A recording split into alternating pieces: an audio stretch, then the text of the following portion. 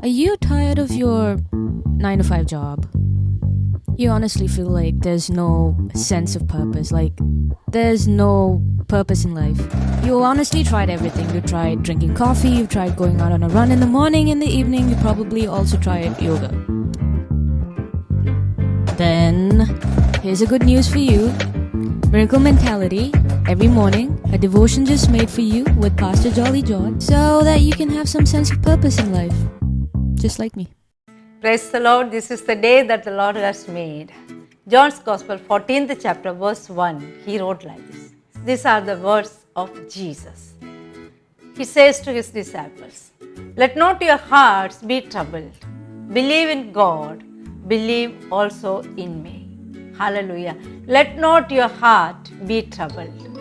Because we find or we face so many difficulties in our lives.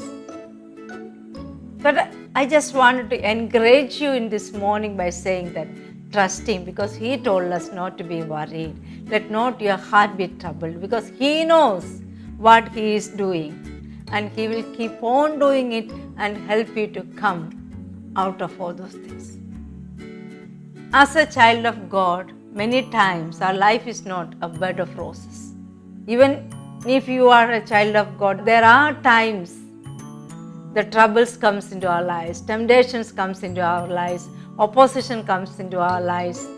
But in all those times, we need to know that we are standing on a solid rock, who is Jesus. He is an adamant rock. He never changes. So once you stand on that rock, there will be an answer to your problems. Your test, your struggles will become testimonies in your life, because He is the one who said, without His knowledge, not even a hair will fall from your head, because every hair of your head is numbered. Hallelujah. And everything, all the things, leave it to Him, because He is the one who orchestrating everything in your life and everything in my life. So keep trusting Him and believe Him and catch hold of that verse saying that, let your heart not be troubled. So don't give up. He is faithful God. That is His nature. He won't break His promises. He is not a man to lie. He is a promise keeper. So hold on to Him today morning and face all the challenges of your day. Shall we pray? Father, we thank you and we praise you for this wonderful morning you have given to us. Yes, Lord.